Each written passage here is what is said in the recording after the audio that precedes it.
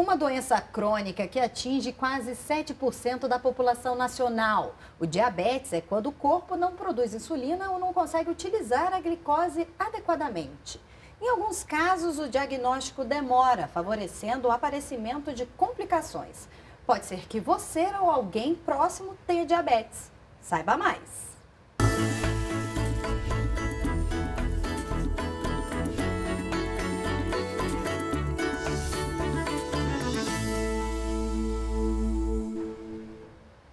Para nos ajudar a tirar dúvidas sobre diabetes, convidamos Cláudia Puerari, coordenadora geral de prevenção de doenças crônicas e controle do tabagismo do Ministério da Saúde. É um prazer recebê-la. Obrigada, Lilian. Prazer estar aqui no Saiba Mais do Ministério da Saúde.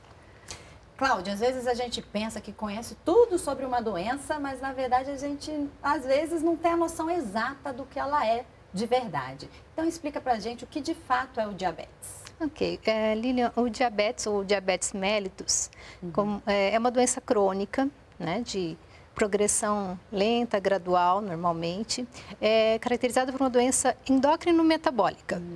O que é isso? Ela altera a secreção, a produção de um hormônio chamado insulina, e essa alteração da secreção da insulina faz com que haja um acúmulo de glicose no sangue, né, da pessoa acometida pela doença. Então, a insulina é um hormônio que está produzido aonde? É no pâncreas? Então, esse hormônio é produzido no pâncreas e ele pode ser, em decorrência da doença, ele pode ser diminuída a sua produção ou não haver nenhum tipo de produção desse hormônio pelo pâncreas. E como você colocou aqui, né? Então, fica esse acúmulo de glicose no sangue. Seria, então, o famoso aumento da glicose, que é a hiperglicemia? A hiperglicemia, exatamente, Lilian. E o que é a glicemia? E também a diferença da hipoglicemia? O diabético pode ter hiper ou hipoglicemia, né? Como que é? Certo. A glicemia são os níveis de açúcar ou de glicose, né, que a gente tem no sangue. E, normalmente, uma pessoa saudável, essa glicose ela vai sair do sangue, vai entrar nas células sanguíneas para servir como um nutriente, né, como uma fonte de energia, né, para o organismo. Quando há alguma alteração, como no caso do diabetes, a pessoa pode ficar com esse excesso de glicose no sangue, gerando o que se chama de hiperglicemia. No caso da hipoglicemia, já é o contrário, é quando você tem uma baixa concentração de glicose no sangue, que também pode trazer algumas complicações. Tivemos muitas participações neste programa, então vamos começar logo com a primeira. É do Jeremias Rezende, de Cruzeiro, São Paulo. O que causa o diabetes? Bem, o diabetes ele pode ser causado por diversos fatores, né? Nós temos três tipos, pelo menos, de diabetes que a gente pode classificar. Então, para cada tipo de diabetes, a gente vai ter uma causa que pode ser considerada diferente, né? No caso do diabetes tipo 1, que é um diabetes que acomete mais crianças, adolescentes, né? Na faixa dos 10 a 14 anos é mais prevalente, mas que também pode acontecer em adultos, a causa normalmente é de origem genética, né? Então, há uma perda total da produção da insulina pelo pâncreas e esse indivíduo vai ter, então, sintomas mais agudos, né, mais rápidos de serem identificados. No caso do diabetes tipo 2, normalmente a causa é o sobrepeso, a obesidade, né, a inatividade física, que vai gerar não necessariamente uma perda total da produção de insulina, mas uma resistência dessa insulina entrar na célula do organismo. Energia, né? Isso, e com isso também causa a hiperglicemia. Nossa segunda participação é da Denise Reis, de Brasília, Distrito Federal. Ela quer saber: que tipo de diabetes é mais perigoso e por quê? Bem, na verdade, todos os tipos são perigosos por conta das complicações, né? Então, as complicações são bastante graves se a pessoa não controlar adequadamente esse diabetes, né? Se não assumir hábitos mais adequados de vida, né? Estilo de vida mais saudável. Então, a gente não pode dizer que um é mais grave do que o outro. Na verdade, todos têm a sua gravidade, caso não sejam controlados, acompanhados adequadamente. Você falou aqui que a prevalência, principalmente do tipo 1, é mais em crianças, nos jovens, mas pode ter em adultos. Tem como a gente saber atualmente quantos diabéticos existem no Brasil? Aproximadamente 13 milhões de pessoas são acometidas pelo diabetes no Brasil. A gente sabe que muitos são subnotificados, ou seja, a gente não tem diagnóstico de muitos deles. E o Brasil, infelizmente, ele está em 4º lugar no ranking de pessoas com diabetes. E tem como a gente traçar o perfil do diabético? Geralmente ocorre mais em homens, mulheres, crianças, né, em jovens. De que idade, faixa etária, nível de escolaridade, tudo isso influencia? Influencia, sim. O diabetes ele é mais prevalente em mulheres. A escolaridade, quanto mais baixa a escolaridade, normalmente é uma prevalência maior. E para o caso do diabetes tipo 2, a prevalência maior é a partir dos 65 anos, mas a partir dos 45 anos a gente já vê um aumento do número de casos. E você falou aqui, né, da questão de causa complicações. Para evitar justamente que chegue nessa gravidade da doença, é preciso estarmos alertas para a questão dos fatores de risco. Então, vamos mostrar aqui na tela quais são esses fatores de risco aos quais a gente tem que estar sempre de olho para não correr o perigo de ter o diabetes.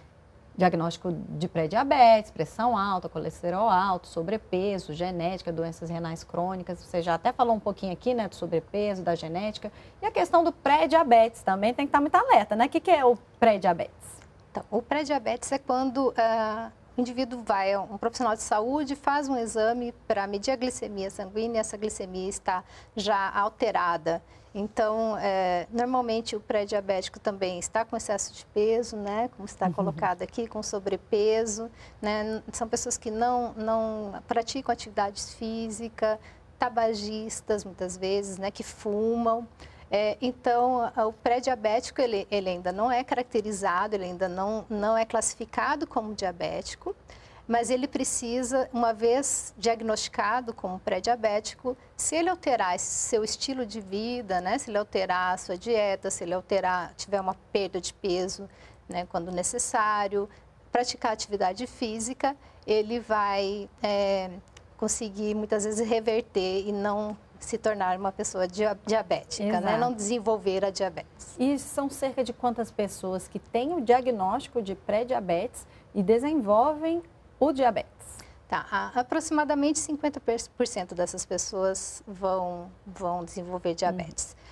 Mas com essa prevenção dos fatores de risco, nessas mudanças de hábitos, é possível 30% a 40% não se tornar diabético. Agora, uma diabetes também que acontece, né, talvez temporariamente, você que vai explicar aqui, é a diabetes gestacional? Exatamente. Que é isso? O diabetes gestacional, ele ocorre durante a gestação, né, como o próprio nome diz, ele é diagnosticado durante a gestação, caracterizado por também uma hiperglicemia, né, medida durante a gestação. É importante, por isso mesmo, fazer o pré-natal, fazer o acompanhamento, né, da gestante. E uma vez feito o exame de sangue e alcançados os níveis de diabetes para adulto, já é considerado diabetes gestacional. E aí é muito importante que essa gestante tenha um acompanhamento, né, para evitar maiores complicações. E os fatores de risco para essa diabetes gestacional são os mesmos? São os mesmos com algumas adições, né? A gente poderia falar dessa forma. Normalmente, a gestante, a mulher, né, que já esteja obesa ou com sobrepeso, né, uma gestante que tem um ganho de peso muito elevado durante a gestação, uma gestante que já tenha tido gestações prévias com bebês grandes, acima de 4 quilos, são alguns fatores, né, que podem predispor ao diabetes gestacional. E para a gente perceber a doença logo no início, né, justamente para ter um diagnóstico precoce e o tratamento adequado, é importante a gente estar alerta, atento à questão dos principais sintomas, né? A gente conhecer esses sintomas. Então, vamos listar aqui também em outra arte, aqueles sintomas mais comuns. Pode nos explicar aí um pouco? Ok. Alguns desses sintomas são característicos do diabetes tipo 1, mais frequentemente, né, que seria essa sede, essa fome, o cansaço em excesso, a perda de peso rápida e involuntária, e a vontade de urinar várias vezes ao dia são 3 sintomas muito característicos do diabetes tipo 1, que também podem acontecer no diabetes tipo 2. E outros sintomas seria o hálito modificado, a visão embaçada, né, entre outros que podem aparecer. Quais seriam esses mais específicos dos 2 tipos de diabetes? No caso do diabetes tipo 2, os sintomas eles normalmente demoram a aparecer e quando eles aparecem já são complicações, na verdade. Né? Então já tem alterações, às vezes na visão, alterações cardiovasculares, né, no sistema cardiovascular, então eles normalmente não têm esse sintoma tão agudo quanto no diabetes tipo 1. Por isso a importância realmente de estar sempre acompanhando a saúde, né, sendo acompanhado por um profissional de saúde, é muito importante, né, para realmente monitorar essa glicemia, principalmente quando a pessoa tem os fatores de risco. E você falando aqui de monitoramento, né, é importante fazer exame. Então, vamos lá, quais são os exames para diagnosticar a doença? Então, o diagnóstico ele é feito com base na medida da glicose no sangue, né, para detectar alguma hiperglicemia. E um dos exames que se realiza, por exemplo, é a hemoglobina glicada, desculpem, que pode ser medido isso, entre outros que o médico pode estar solicitando. E a questão do tratamento? Quais são os possíveis tratamentos? No caso do diabetes mellitus tipo 1, que é aquele que começa lá na infância, né, ou com adolescentes, normalmente ele requer o uso da insulina, porque, como eu falei, há uma ausência total de produção de insulina. Né? E aí a forma como vai ser utilizada essa insulina, a quantidade de insulina, o tipo de insulina, tudo isso é determinado, é definido pelo profissional de saúde. Né? Então, ninguém pode sair por aí se automedicando. Jamais, né? Pelo amor de Deus.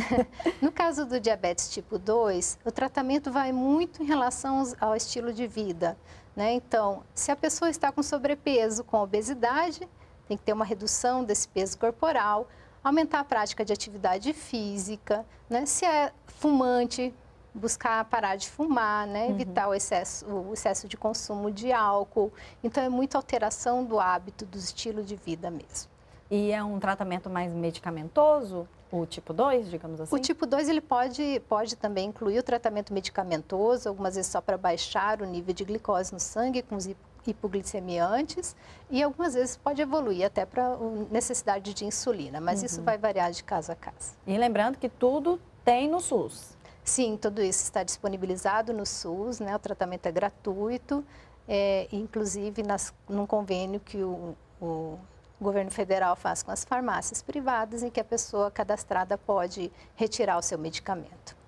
Bem, Cláudia, nós vamos fazer um pequeno intervalo. Até já!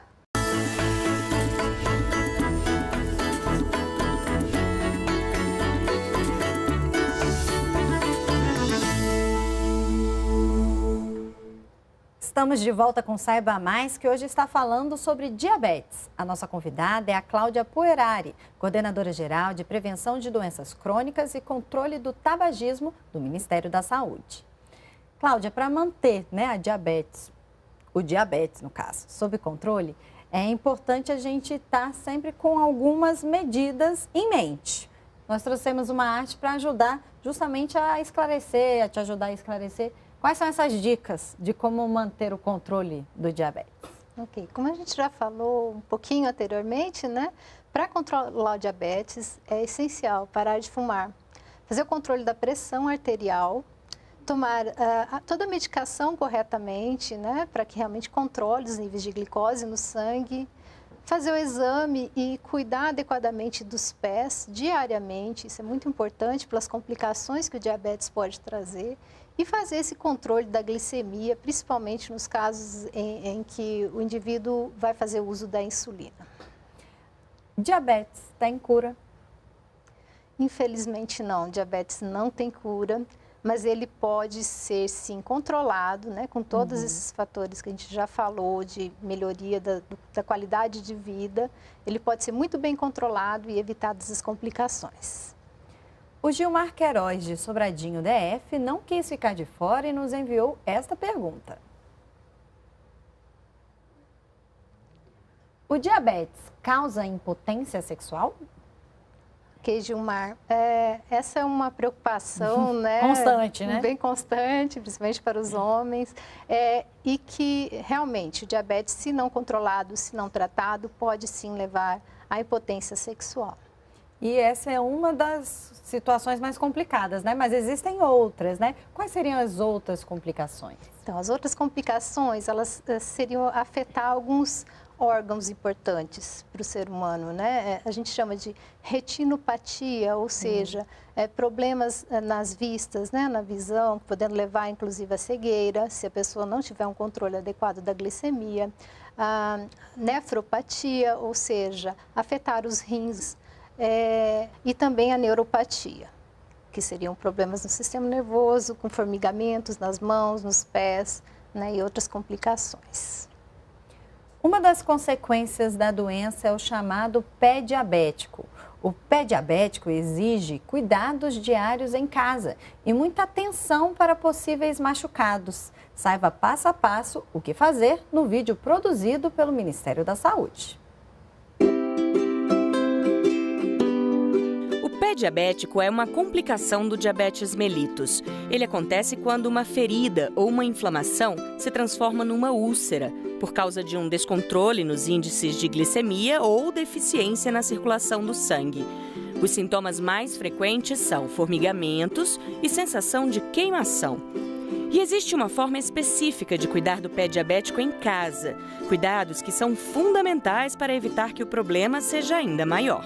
Realize a inspeção diária dos pés em busca de ferimentos. Se precisar, peça ajuda. E não esqueça de olhar entre os dedos.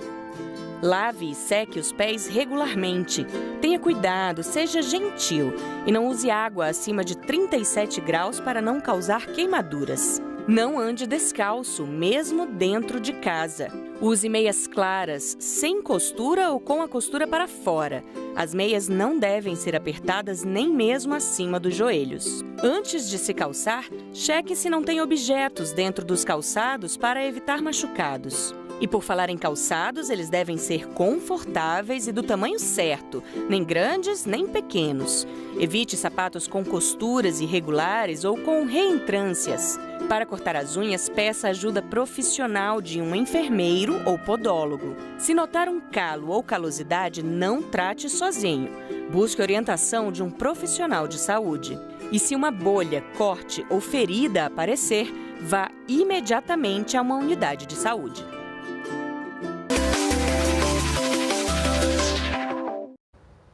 Realmente tem que estar alerta, né? Cuidando do pezinho. Bastante, Lilian. Realmente, como a gente viu no vídeo, né, um material muito bem produzido pelo Ministério da Saúde e que o telespectador pode procurar, tem muito material importante, muita informação importante lá no site do Ministério. São cuidados simples, fáceis de fazer em casa e que podem evitar complicações como, por exemplo, essas feridas não cicatrizarem, levando inclusive à amputação de dedos e do próprio pé. E como você falou aqui, né? Aqueles cuidados, né? Exercício físico, alimentação. Essas são as formas de prevenir? Sim, com certeza. São formas de prevenir, né? Então, manter o peso, né, adequado, evitar um sobrepeso, a obesidade, ter uma alimentação correta, né? Praticar atividade física constante, né? São formas da gente realmente se manter saudável. E nunca esquecer, né? A alimentação é aquilo que mexe mais com o brasileiro, né? Quando fala de restrição. E essa é uma das preocupações da Sheila Greik, de Bauru, São Paulo. Ela tem a seguinte dúvida. Há algum tratamento natural para diabetes? Bem, tratamento natural, de certa forma, sim. Se a gente pensar na alimentação, né, é uma forma de você realmente manter a glicemia controlada, é pela alimentação, tendo uma alimentação adequada e saudável. Diabéticos precisam ter cuidado redobrado com a alimentação para evitar os males provocados pela doença. É possível comer bem, comer de forma saudável, sem abrir mão de apreciar alimentos muito gostosos. Conheça as 5 principais dicas para a alimentação de diabéticos.